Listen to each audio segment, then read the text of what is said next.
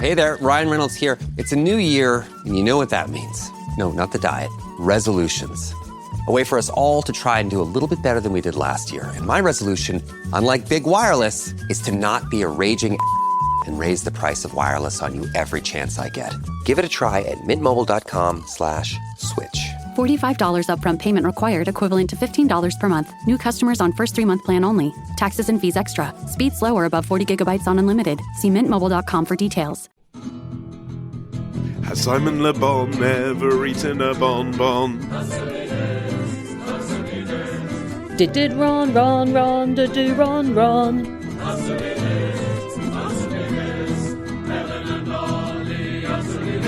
In the last episode, Katie from Kingston asked what to do with a Book of Mormon that she didn't want, how to dispose of that sensitively, but also definitively. We gave her various suggestions. Yeah, we said donate it to someone, basically, like a college or a school. Well, Anonymous from the Wasanich and Lekwungen territories, aka Victoria, British Columbia, says, as someone who used to work in a Canadian public library system, I found myself laughing somewhat maniacally when Ollie asserted that there is always a market for used religious texts. Ha ha ha, ha ha. On my first day of work as a library clerk, I was instructed to never, under any circumstances, accept donations of Bibles, and was introduced to Bob, the box of Bibles that we accumulated every few weeks and then had to pay to have collected and recycled. I once arrived early to work only to find one of our sweet regulars furtively shoving water-damaged Bibles through the return slot. Wow. When gently confronted, she told me that she didn't want to see them go to waste and didn't know how else to get rid of them. Water damage is a slightly different thing. We were talking to someone who said that they had a pristine copy of a religious text, but I nonetheless hadn't assumed that libraries would get deluged with them. That is quite an insight. Yeah, especially as libraries don't really seem to be inviting donations of shit you don't want. Exactly. Why would you think to give a used book to a library? Like, they're always trying to flog their used books to you. They're known for the hiring out of new books until they get so old that they sell them.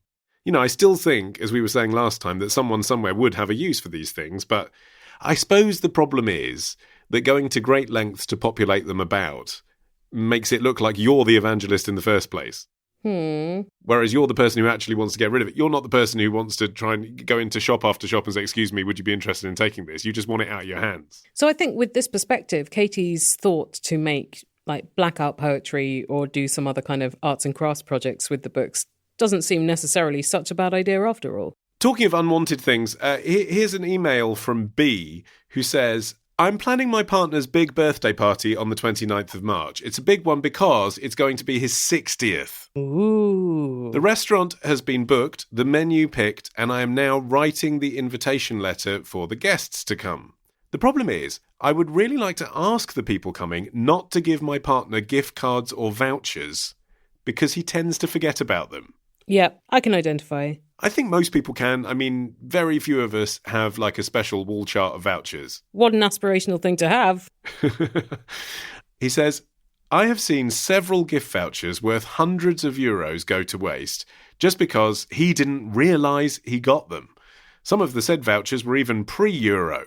They live in the Netherlands, that's why he's talking about the euro. But for international listeners unaware, that takes us back to the turn of the century, basically. Presumably, most gift vouchers have an end limit. Well, even if they don't, there's a chance in the current climate, obviously, that a voucher dated from 1998, the business is likely to have gone under. I am sure that my partner will love getting whatever gifts he will receive on his birthday, including gift cards, but I'd hate to see so much money go to waste.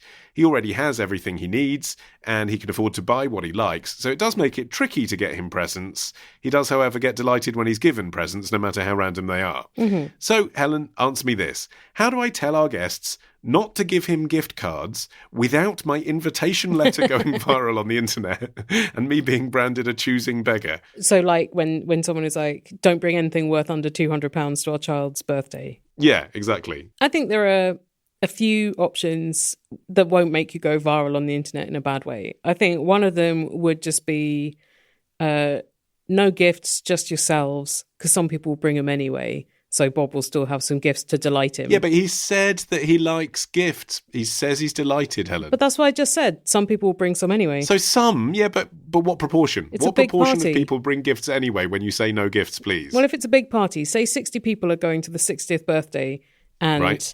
20% of them bring gifts, that's still 12 gifts, which is pretty good gift opening. Fine. You could say no gifts, just charity donations only, but Bob would love to hear in a card why you chose the charity you chose. Or just like homemade cards, because then he gets the pleasure of opening something, but it is of no financial value that B will be worrying about cashing in. But from the sense that we're getting of this man, I don't think... I mean, I'm not saying he wouldn't be delighted to give money to charity. He says Bob's got everything he needs. Yeah, exactly. So he probably likes things, doesn't he? Why am I calling him Bob? He's not called Bob. Bob is from the previous question. We can call him Bob. Bob is the box of Bibles. Okay, I'm going birthday Bob, the box of Bibles. It's fine. We can call him Bob. I was going with that. B says that Bob has whatever he wants. Like he can afford to buy it, so he doesn't need presents. So the question is not depriving of Bob of objects, because it sounds like he has enough objects. And in the last few years particularly, I've been very conscious. Most of the people I know have enough stuff. And so as their birthday tribute, I'll do a donation to a charity. And then it feels as tricky as getting a good gift match for them. I think, if I donate to this one, will they think that was good, or will they think, wow, she's really misunderstood my priorities? Well, indeed. So it still feels like a very personalised gift. You could, I suppose, if he's not the charitable sort, think about the one thing he'd really like that maybe is a big shiny thing that he'd like to unwrap, and get everyone to contribute to that specific thing. Oh, so if like Bob would really love some skis. Yeah, or a flight to Australia or something. Right, if you want to contribute to Bob's birthday fund. But then Bob really has nothing to open. Well, skis are not small. Or my other suggestion is that you, B, collect all the gift cards and cash them in for him. Yeah, just be his bloody voucher manager. It's not that hard. You've clearly got what it takes. Yeah, because you're already obsessing in detail about vouchers. You've put more thought into this than anyone giving a voucher will. Yeah, and as Ollie mentioned earlier, voucher wall, you can have one of those in your house, make it much harder to forget the vouchers. Here's a question from Karis from Acton, who says, a couple of days ago on my walk to uni, I saw a cat. Did it burst into song and start talking about the Jellicle Ball? Fast forward to me walking home and I see a missing cat poster. I instantly recognised the cat from that morning and was totally certain it was the same cat. I rang the number on the poster and reported where I'd seen the cat, and they were so thankful for the information because this cat had been missing for 2 months. But? Fast forward to this morning, and I saw the cat again, and I have come to the realisation that it is not the missing cat. So, Ollie, answer me this. What do I do? Do I ring them and dash their hopes, or let this wild cat chase continue? I'm mortified. Please help me. I feel like their hopes are going to be dashed anyway, given that it's not their cat. So either way, it's not your fault. But it is your fault to withhold that information from them now you know. Yes. Their hopes will be dashed, so why would you want to prolong it for them? Like, the only reason for you not to call and tell them is that you are mortified and you don't want to have an awkward conversation. But that would be the charitable thing to do, and you were trying to be charitable in the first place.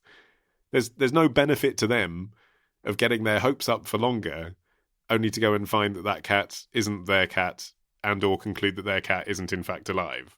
Better to tell them now. An Australian radio producer I know had this exact experience where he also grabbed the cat and took it to his home so that he could then return it to the people, and then realised it wasn't the right cat. So he got a humorous radio piece out of it. You could do that, Karis. Well, I suppose she sort of has. He did more sound design than we've done here. So was it another missing cat that he found, or was it just a cat that did belong somewhere that he'd then removed from its area? Well, I guess the cat was definitely missing once he'd locked it in his garage. That's the way to be a real hero, isn't it? Just lock up every cat you see, just in case. Then they're all missing cats. And the question, is this a missing cat, is nullified. My cats are still, at each other constantly, 4 times a day. And I sometimes do just think, one of you, why don't you just fuck off? I think we're too nice to them. Because Wow. I think we're making life difficult for them. We've got 2 kids now, themselves make lots of noise, throw toys at them, attack them and everything else. They attack each other. It's not like they're apartment cats. They go outside. They could go and get rehomed themselves, but they don't. They're having a proper territorial civil war, and it's never going to end. How long has Alvin been there now? We got Alvin in May. May 2019. Okay, so Coco's had nearly a year to get to grips with this. Nearly a year to mother him, which is what we were promised. Yeah. No, not everyone wants to be a mother, Ollie. That was your presumption. Yes, indeed. Well, I've learnt that lesson. Not every old female cat wants like a little young upstart boy cat to mother. That's not how everyone works.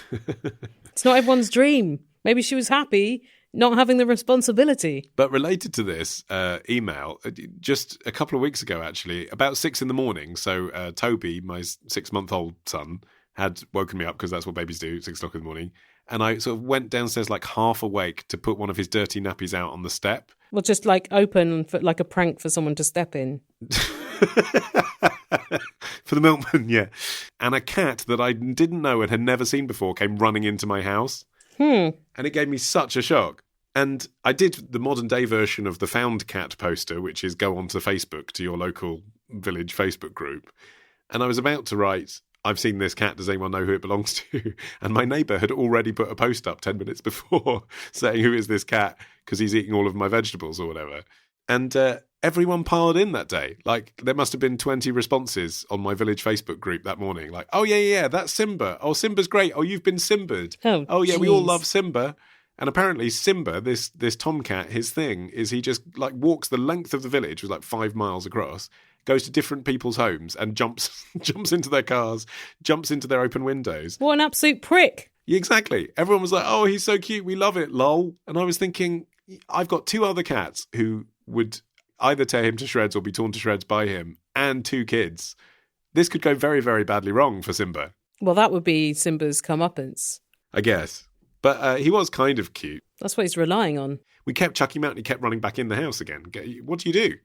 Here's a question from Caitlin in Newport, Rhode Island, with a very arresting opening sentence. She says, I heard in passing that Jeremy Bentham's body is preserved, per his wishes, and gets wheeled out for certain university meetings. She has a question which you'll answer, but just my question, quickly. Yeah. Who was Jeremy Bentham? Because I don't know. He was a utilitarian philosopher who has a sort of intimate connection with University College London. Don't know how I missed that Netflix series. He also invented the concept of the panopticon prison, which is the one where essentially there's a sort of central guard post, and then every cell has a sort of window facing onto that central guard post in a circular arrangement, so the prisoners never know if they're being watched. But he also campaigned against slavery, capital punishment, corporal punishment. Helen, would you know who he was if you weren't married to Martin, who's worked at the university? I'd heard of Jeremy Bentham before I'd heard of Martin. I think partly because when I was 6, my best friend at the time lived on a farm named after Jeremy Bentham. He lived on the farm called Jeremy? No, Bentham. Oh, right. That makes more sense. Anyway, I was just representing those who are wondering. Caitlin continues with these several questions. Helen, answer me this.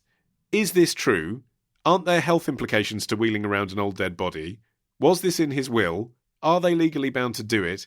Isn't this one of the most selfish requests a person can make regarding their remains?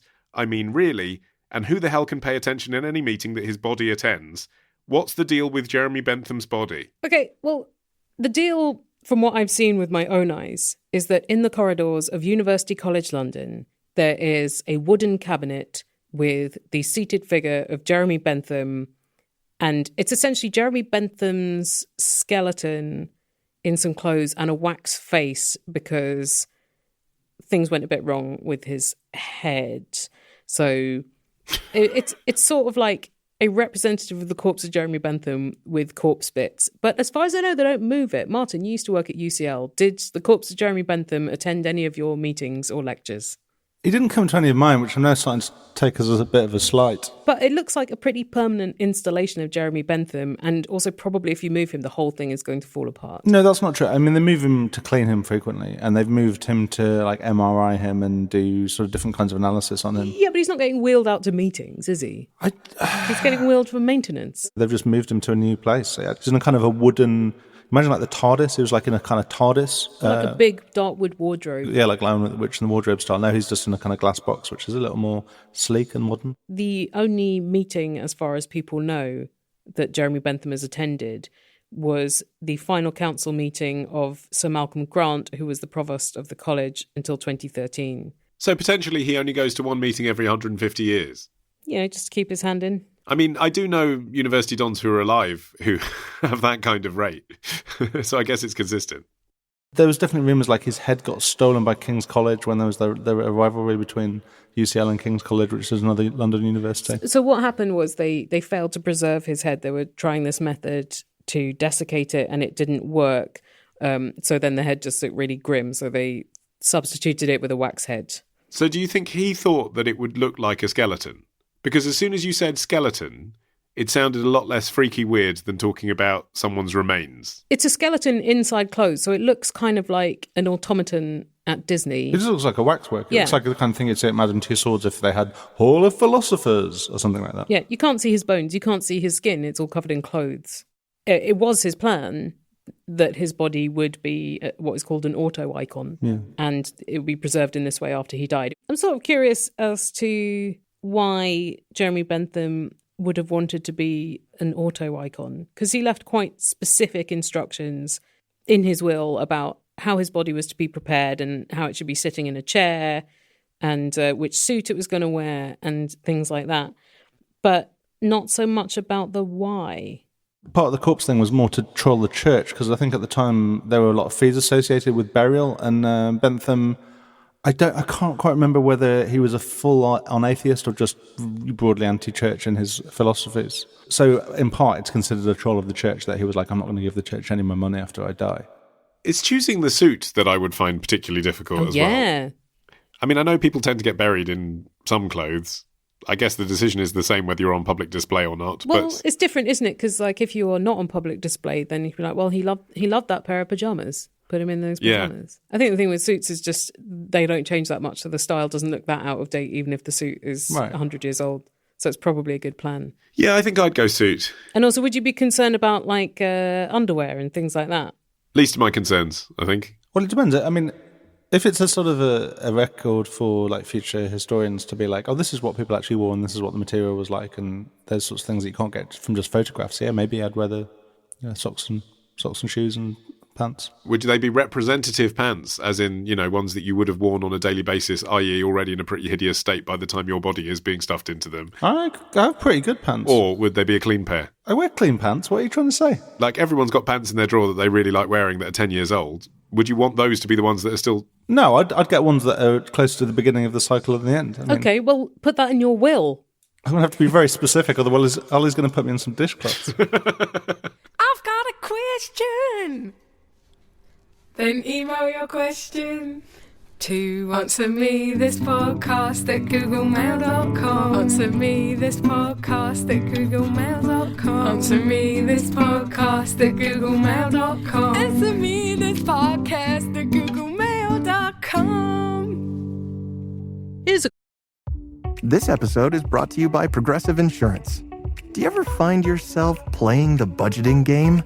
Well, with the Name Your Price tool from Progressive, you can find options that fit your budget and potentially lower your bills. Try it at Progressive.com. Progressive Casualty Insurance Company and Affiliates. Price and coverage match limited by state law. Not available in all states. question from Jim, who says, whilst recently rewatching Ocean's 11, I couldn't help but see lights everywhere. Ollie, answer me this. How many light bulbs are there in the whole of Las Vegas? So I assume he's including just all the domestic areas, which are just normal homes. This really sounds like a Google interview question, doesn't it? How much would you charge to clean all the windows in Seattle? Yeah, I mean, I think it's crucial to define what he does mean by Las Vegas, because even if he does mean all the suburbs and everything, it's the fastest growing city in Nevada, so it would be really quite difficult to get that statistic. 2.7 million people in the metro area. Right. So without doing exponential mathematics, he's already making it impossible to answer. Do you count the Neon Museum as well? That really skews the statistics. So I've actually assumed the opposite. He is watching Ocean's 11. I've assumed he actually just means what tourists think of as Las Vegas, which is the Strip and possibly Fremont Street, that is basically like an add-on to the Strip. Because Fremont Street has been recently redeveloped, there is a statistic on that, so we can do some exponential mathematics to the rest of the Strip from there. How exciting. So there are 12 million lights. They are LED lights on Fremont Street. The Strip is... I'd estimate about twice the size of Fremont Street. It's not as dazzling because the whole point of Fremont Street is you go there to see a light show. But nonetheless, I think reasonably conservative mathematics, bearing in mind the huge size of the hotels and casinos. So within each hotel and casino, there's obviously hundreds of thousands of light bulbs in all the rooms and everything. And also electronic billboards and shit. Right.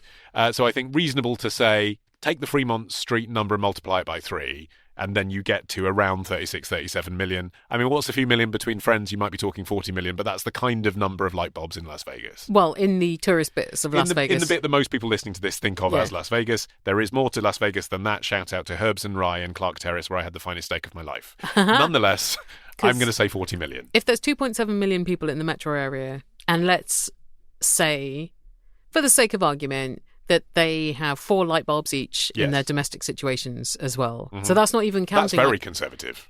Okay, I mean, how many light bulbs do you have at home? I don't have a home. Okay, none. You're a bad example. But I'm thinking, like, if you're sharing a home with in your someone... storage facility. 10, okay, to make it mathematically easy, 10 light bulbs per person, because I'm assuming some of them share the light bulbs, if they cohabit. And that's not even the visiting population in the hotels. Right, so that gets you to 20 million before you've even taken in the big hotels. Let's say 30 million domestic light bulbs. Yeah, which added to my 40 million gives you 70 million. Are you including cars? I'm not including cars because that feels like the sort of, but have you considered on the end of a riddle? Like, cars are transient transport, so no, I'm not including cars. Then I didn't even think of commercial premises. So, like, if you've got 2.7 million people, all the businesses serving them that aren't even the strip businesses, because, like, if you live there, you don't care. But are you including the 39 lamps that are used to create the beam of light emanating from the Luxor Pyramid, the strongest narrow beam in the world? That changes everything. Are you? But are you including, Helen, the 89 light bulbs that feature on the iconic Welcome to Fabulous Las Vegas sign? Yes, I did include those. Oh, okay, fine. Because 9 people live in the sign, so that's their 10 light bulbs. At least you've shown your working. Do you know there's a guy trying to sell the bulbs from the Welcome to Las Vegas sign? The used bulbs. They're really less impressive individually than together. They are bulbs that you can buy from... I can't remember what the US equivalent of B&Q is, but like a DIY store. Really, like Home Depot or something? Yeah, exactly. They're not special bulbs. Well, they're special because they've been in the sign, but they're yellow. But otherwise, they're just screw-in light bulbs. So you can get yellow screw-in light bulbs from Home Depot. So you could make your own Welcome to Vegas sign or, Welcome to Ollie Mann's house sign. Could someone just buy a load of light bulbs from Home Depot and be selling them as if they had come from the Welcome to Vegas sign? Well, someone could, and that's why this person, who, if you go to their website, which is, buythelasvegassign.com or something, gives you a certificate of authenticity. It's a souvenir. It has no practical application. He's honest about that. Who has endorsed the certificate? In fairness, the people who monitor the sign. So there's a company that who are charged with replacing the light bulbs in the sign every week, and they fill out a form and say, yes, we took this light bulb off on the 10th of January. It's an official Welcome to Las Vegas used light bulb. Every week? Yeah. No. Yeah, but you don't want to go to that sign and one of the light bulbs is out. No, but it's just still a very short-lived light bulb. It's probably the least wasteful thing about Las Vegas. And Yes, actually, that's this guy true. at least is recycling the bulbs. They have a second life. It seems like a bit of a nails of the true cross kind of business. I stayed in the Riviera, which was one of the iconic casinos, like founded by mobsters. Sinatra played there, Liberace opened it, the whole bit. Does this mean by today's standards it's kind of beige and drab? It's demolished. Oh. I found out in the course of researching this question that recently it's been demolished to make way for an extension to the convention centre. But it's just so interesting that in Vegas they create these huge things and then just like 10 years later they're gone. I think also a lot of them feel temporary. It feels like it was easier to build a new hotel in like 2000 than to do up a hotel from the 80s. So they built it from scratch, but it also was built not to last. And it is funny, isn't it, as well, that hotels that were opulent and luxurious in 15 years ago wouldn't carry that connotation now. People would feel like they were a bit dated. It's like so sad how quick the cycle is. I must say the Riviera was an absolute shithole, so I'm not surprised. I mean, it would have cost a lot of money to refurbish and it had asbestos and it had a really seedy past as well, which, like I say, is kind of cool in Vegas history terms, but actually, people died there. I'm not sure people expect a level of luxury and comfort and size of hotel room, don't they, as well? Yeah. Which with that floor space you couldn't provide without massively restructuring it. I remember you saying you stayed in the Luxor and it was a bit shabby. When was that? Yeah, that was like over 10 years ago, so right. It's really... But the Luxor only opened in 1993 and it was already shabby when you stayed in it over 10 years ago. Yeah. Well, I think the Luxor was just a terrible design. I mean, it's very striking. Like, if you haven't seen it, it's in the shape of an Egyptian pyramid, but it's made of black mirrored glass, and it has this beam of light coming out the top of it. It's a bit Illuminati, isn't it? I know that my baby is the absolute best. I put Facebook photos up daily and my friends are impressed. Apart from ones who block me because they're jealous. Cause their babies are so ugly. Well, why not build a gallery of your kid on Squarespace with special pages for its cute feet and cute hands and cute face, so my Facebook feed won't have your kid all over the place. He looks like a scrotum. Thanks very much to Squarespace for sponsoring Answer Me This. And for creating a new range of templates for 2020. Really? Yeah. So if you've given up your old template for Lent, Yeah. I've given up sidebars. A traditional Christian activity. It's not enshrined in the Bible, but the Bible was written longer ago than Squarespace has existed. And if you are thinking, I'm not sure I'm really getting the full benefit out of this template, like it seems to do lots of things, but I'm not sure how to use it all, they help you with that as well. They have live webinars so you can train how to use the websites too. Not that it's difficult in the first place. So you can go to squarespace.com/answer and browse their library of these award-winning designs, choose some that you like, and then if you like what you've built and you want to sign up, you can get 10% off your first purchase of a website or domain if you use our code ANSWER. Here's a question from Dominic from London who says, on a rare trip to the National Portrait Gallery in an attempt to be cultured and actually visit a museum after living in London for nearly 4 years. It's amazing, isn't it? Locals do go less than tourists. Because you can go anytime, so you go no time. I noticed something unusual about the pictures within. They're all portraits. What the fuck? This is... They've all got people in them.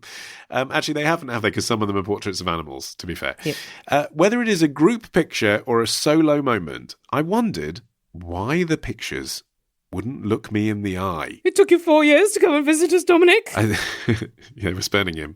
I think maybe Dominic spent too much time watching Scooby-Doo and he expects the pictures to follow him around as he walks around the gallery. So, Helen, answer me this.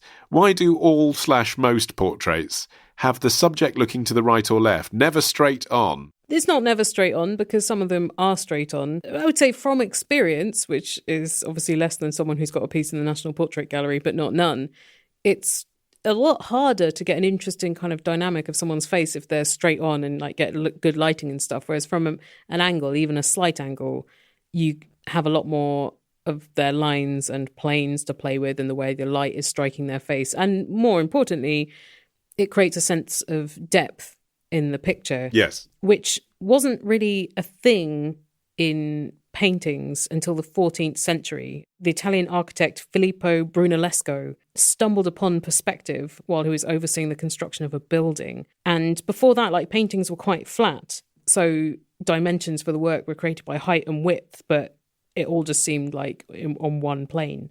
But by like tilting someone slightly, you get the feeling that their nose is closer to you, the back of their head is further away, and that makes them seem a lot more real, a lot more substantial. But also, you as the viewer are observing them. Like, that's the point of a portrait, isn't it? You're supposed to be thinking, who was this person? What did they represent? What do they think? And there's something disconcerting about someone looking right at you whilst you're making notes on them. Yeah. I noticed this, if occasionally, if you're watching like a paper review on TV or something, there was a lady doing it on Andrew Marr the other day, where whilst they're reading the papers, they'll look up at the camera and sort of unintentionally end up looking straight down the barrel of the lens. Do you know what I mean? You ever seen that? Someone doesn't know they're doing it. Yeah, you're not supposed. Yeah, when you're watching at home, you're just like, whoa, stop doing that. Don't break the fourth wall. Yeah. Eye contact is hard, isn't it? It can be aggressive. It's suddenly like Dale Winton in Trainspotting, isn't it, when they're talking directly to you. And I think that there's something of the genesis of that in portraiture as well. Like, you're supposed to be working out what you think about this person. You can't do that if you're worried what they think about you. Yeah.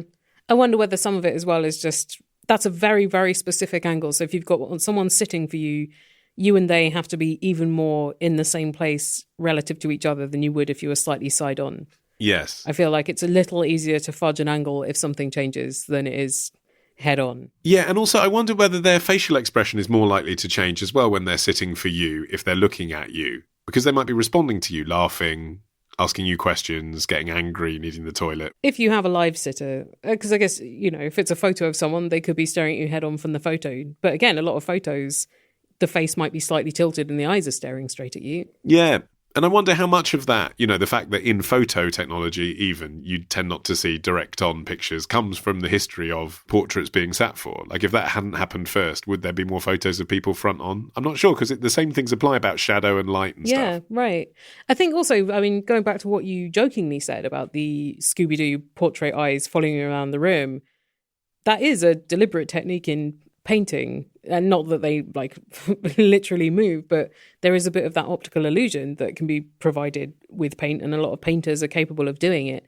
And maybe that is harder to do when the eyes are centered. Yes. And it only works when you're right in front of them, but if they're on a tilt, there's maybe a wider range where it still feels like someone's looking at you. Yeah, I guess when art galleries were a bigger thing, or when frescoes and stuff drew queues of people to go and look at them, not just a select few, you wouldn't be able to guarantee a spot in front of the painting, would you? Like, you could be up against the back and the side, and you want to make sure that you're still engaging with it. There's something called the ubiquitous gaze, the eyes of a painting, where it feels like wherever you are in the room that you're making eye contact with the painting. I find even when I'm using FaceTime that it's quite disconcerting when you are actually looking straight at the person looking at you. Yeah. I don't know if you did it, but I end up moving the phone around so that people are looking at my profile slightly. Isn't everyone kind of looking at the photo of themselves when they're on FaceTime, though? I'm glad you said it. Why is that? Why is that? Because I'm really not bothered usually what people... Like, when I'm sitting in a cafe, I'm not looking in a mirror all the time to see what am I looking like. Yeah, right. But it's literally like holding up a mirror to your face for the duration of a 20 or 40-minute conversation. So it's sort of hard not to look at yourself, isn't it, in that context? I find weirdly when it's on a desktop computer, I don't do that as much. I guess because the screen's bigger, so the real estate of the other person's face, I can line it up more with my face and I'm not holding it up. It's when I'm holding the phone that I look down at my own face more. Well, also, isn't it, with a desktop, you can be sure of the angle, whereas if it's something that you're moving around, then you might look like an absolute plum from some angles. You're subconsciously checking. Yeah. Yeah, how many chins? I was on holiday recently in the UAE, and from there you cannot do live video calls because they've stopped that being... Oh, wow. But the government have clamped down on you being able to do that without a VPN. Interesting. But what you can do, weirdly, is film a video and then send it to someone on WhatsApp, even though effectively you're doing the same thing, just not a live conversation. Right, so it's like the old push-to-talk messages. Yeah, exactly. So my mum wanted to see the grandkids, so I did a video of me and Harvey in the bath. And I was filming it and I was looking so hard at Harvey, it was only after I'd sent it that I thought, fuck, have I put my dick in there? I wasn't sure. I had to watch it back because we were both in the bath and I was holding the phone between my knees, and I was like, that could have gone very, very wrong. But luckily, I was focused on my child. She's seen it all before, Yeah. She's seen it before, but it's been 30 years. I still think no one necessarily wants that sprung on them. There's that truly awful portrait, in my opinion, of Kate Middleton in the National Portrait Gallery, where she is face on. And okay, it is a little bit like in Ghostbusters 2, the big portrait of is it Vigo the Carpathian. It's got that kinds of vibes. Hello, I'm the monk out of 90s band Enigma. Helen, answer me this. Why are hey oh I oh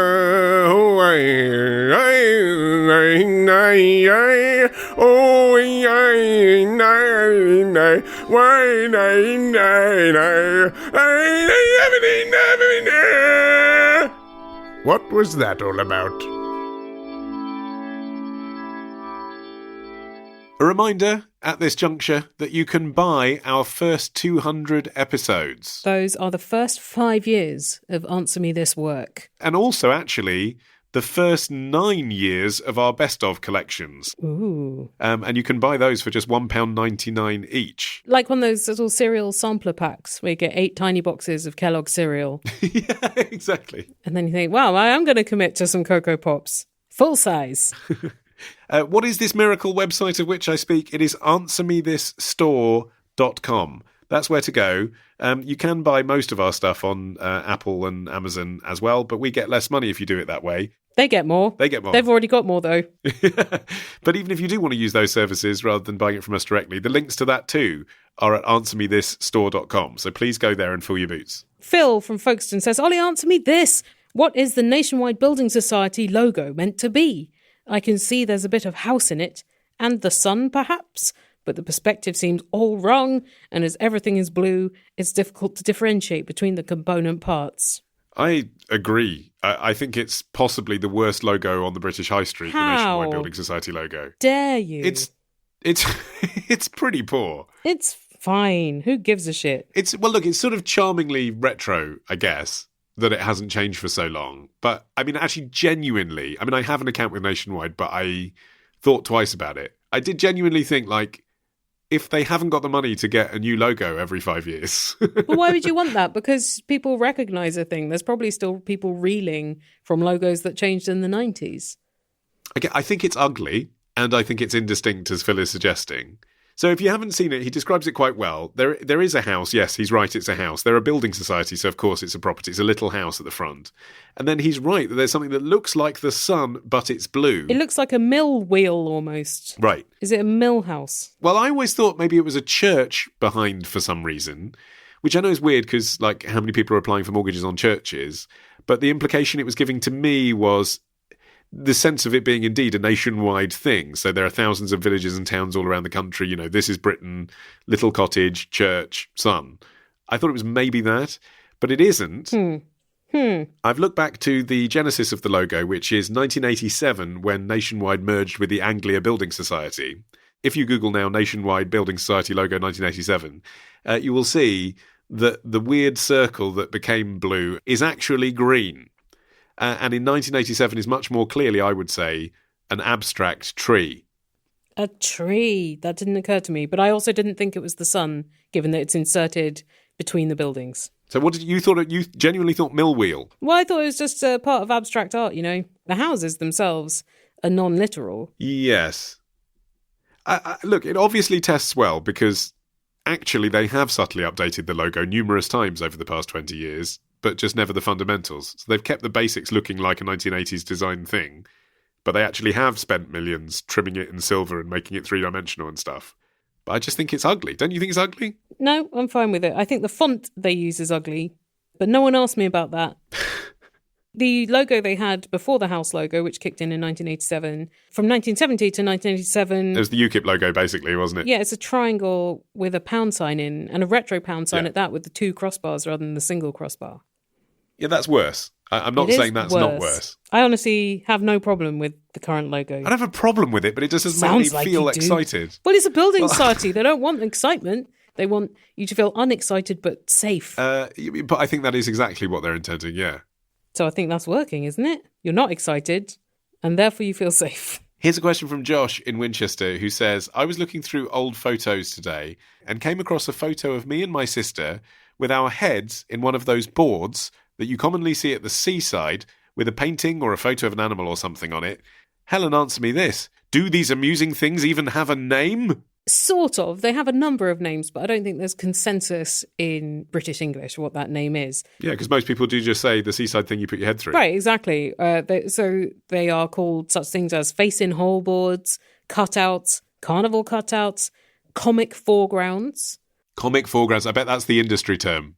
Like Blackpool Pleasure Beach gets on the phone. Yeah, we need another comic foreground. I think that's what the patent was for in the 1800s. In France, I think they're called tintamarresques. What does that mean? Tintamarre means a din or cacophony. Huh. And then in Japanese, they're called karahame, which means insert face, which works for me. That's literally what you're supposed to do.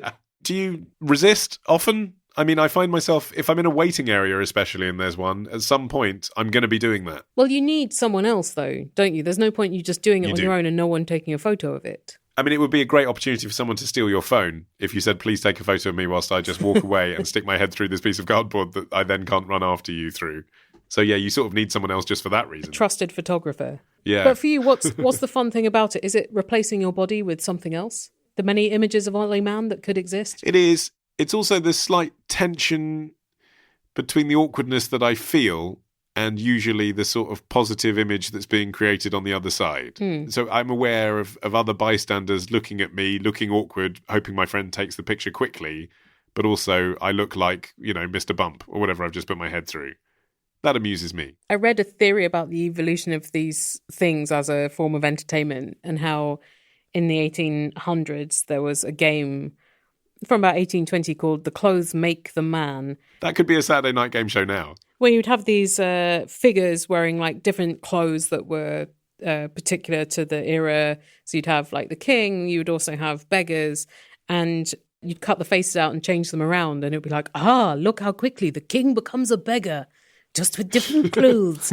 So then these things became a bit of a social satire. And then in 1874, the American artist Cassius Marcellus Coolidge obtained the patent for these, although he didn't invent them, but he did get the patent. And one of the ones he got is like basically like a large book you can hold up in front of yourself, so it looks like you've got a tiny body with your real head sticking out. And he also came up with like a number of other things where, like in early photography, you could kind of jazz around with these things. Like it would look like you were sitting on the wing of a plane, but it was really just you sitting behind a board painted to look like that. But what Cassius Marcellus Coolidge became famous for were paintings of dogs playing poker. The iconic ones. I know that you said you're not interested in visual art, but those must have cut through even to you. Yeah. In fact, I think my parents possibly even had one on the wall at one point. But yeah, I suppose, again, there with the dogs, you've got living creatures behaving in an unexpected way. Yes. Subverting expectations. Like now you do it with photo filters, wouldn't you, on a phone? But it's the thing often of taking someone and putting them in the body of someone totally different. Like typically people change gender, they change ethnicity, they become a completely phantasmagorical character. That's part of it, isn't it? Put your face in something totally different to you. That's part of the fun, isn't it? I guess, if you believe them to be fun, which I'm not fully sure of. Oh, really? What's the doubt? The fun for me is just the anticipation, the prospect of doing that. But the execution and results, little fun. I mean, it's true that those pictures are very rarely the ones that end up above people's mantelpieces. Do you know what I mean? Here's our wedding day. Here's our son graduating from university. Oh, here's that day we had at Bournemouth where you pretended to be a pirate. You're more likely to have a picture of you sitting around having fish and chips than you are that. But at the time, it feels like that's going to be the photo. So in conclusion, is there any one of those names that you think is the one that is slightly more predominant? I mean, you've just read out a list of what it could be. Is there one that, is the name as far as you're concerned? I don't think there's any specific one that is quick to say, but also indicates this exact thing. Yeah. Because cutouts could be all sorts of different things. Comic foregrounds, I think a lot of people wouldn't know what you were talking about. Comic foregrounds, that's not going to trend on social media these days. You need something briefer than that. Face in whole boards. I like the Japanese one. What was the Japanese one? Kawahame. Insert face. Insert face. Don't trust me on the pronunciation because I don't speak Japanese. We went to the seafront, we bought some rock, we had some fish and chips, we did the insert face, we went and did it sounds all right. But then what if people thought you had things inserted into your face? You went to the piercing parlour. Yeah. Bum, bum, bum, bum, bum, bum, bum, bum, bum, bum, bum, bum. Helen Ollie, answer me this. Don't ridicule me and don't take the piss. Give me a clue to what I'm asking. Then in your awesome knowledge I'll be basking. In sound man, I'm so alone. No one to email and no one to phone. Where can I get new friends from? Answer me this podcast.com.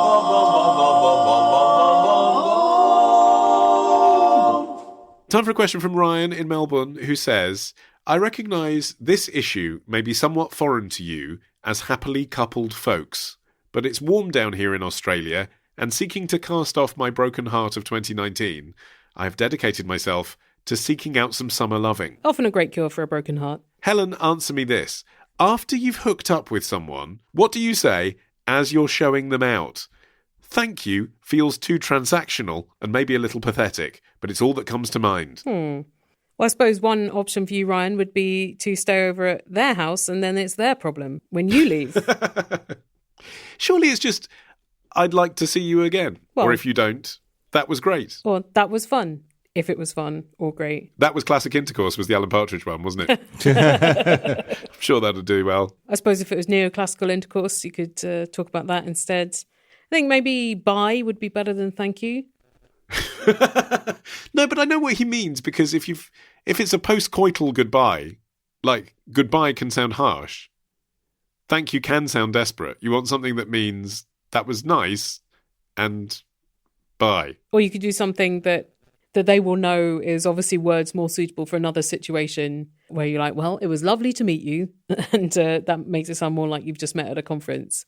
But hopefully they would find that funny. Using humour is something that, probably both you and I would do in this situation, but that would depend on the hookup itself having been, I suppose, more traditional. Like maybe you spent the night getting wasted with each other and you were referring to a thing that had happened earlier or a thing that someone had said. If Ryan's using a hookup app and literally has not spoken really to the person that he's saying goodbye to, it's harder then, isn't it, to think of funny things to say? Well, then just kiss them and say bye. Yeah. I put this to our friends at facebook.com/answermethis because I imagine that this is a scenario that many of our listeners encounter. So they've supplied some suggestions. Quite a lot of them are just variants on handing them a satisfaction survey or giving them a scorecard or one of those things like you have at an airport when you've gone through security and it's like, hit the happy face if this was a good experience. Michael suggests ask them to sign the guest book situated conveniently on the way out, which is brave. That's a good way, actually, of finding out whether they want you to be in touch with them again. I guess so. Or for them to find out how many visitors you tend to have. Yes. Yeah, that could be embarrassing in either direction, couldn't it? A different Ryan suggests, it was great to have met you. I had fun. Although he specifies, as long as that's true, of course. What if it's not true, though? How do you deal with it then, where it's like, well, that was okay? Well, then I think you'd be like, well, thanks for leaving. Yeah.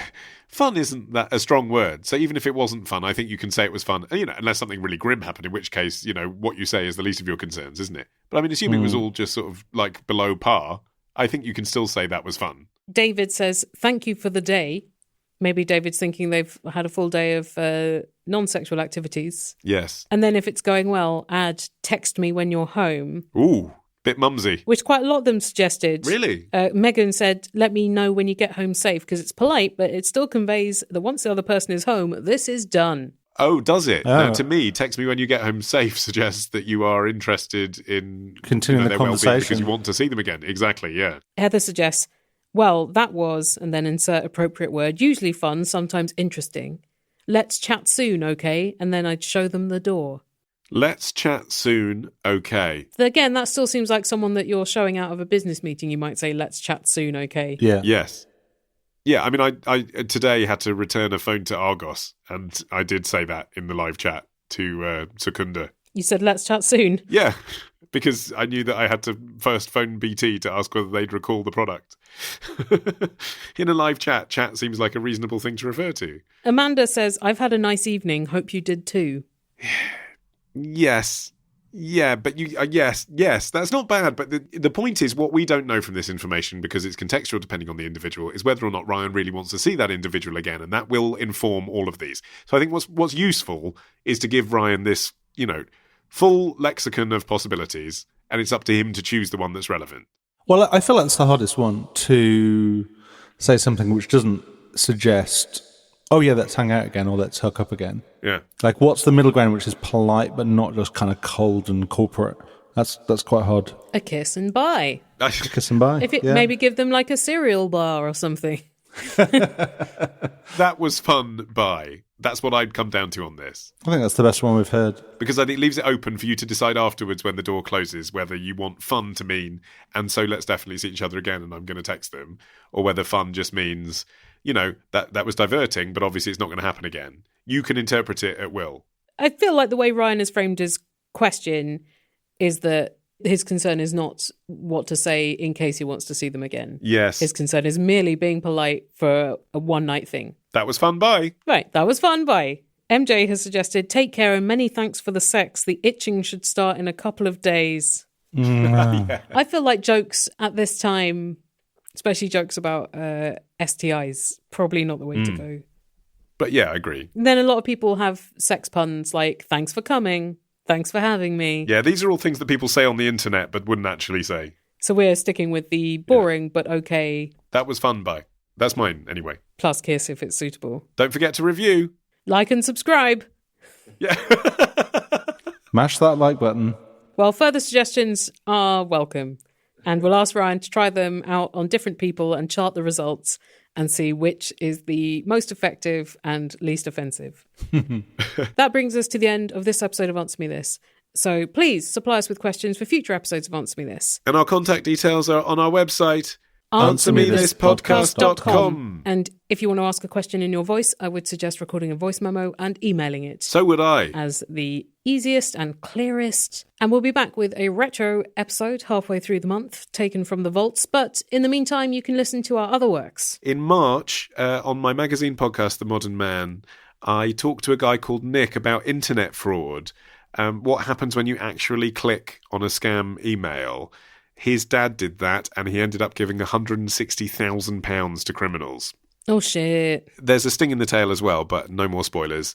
Listen to the interview at modernmanwith2ns.co.uk. Helen, what's big in Zolt's world? Illusionist, I recently did an episode about language around climate crisis, which was very interesting and not completely depressing. Some useful ways forward. And then Veronica Mars Investigations, we will be starting season 2 this month. Catch up on season 1 at vmipod.com, and The Illusionist is at theillusionist.org. Matting. Our podcast, Song by Song, is a podcast about the music of Tom Waits. We're currently covering the early years, volumes 1 and 2, which is his nice, gentle, early folk period. So if you're interested in getting into his music, that's a good place to jump in. And you can find that at songbysongpodcast.com. Well, that was fun. Bye. It's so cold. Where's my cereal bar? Bye.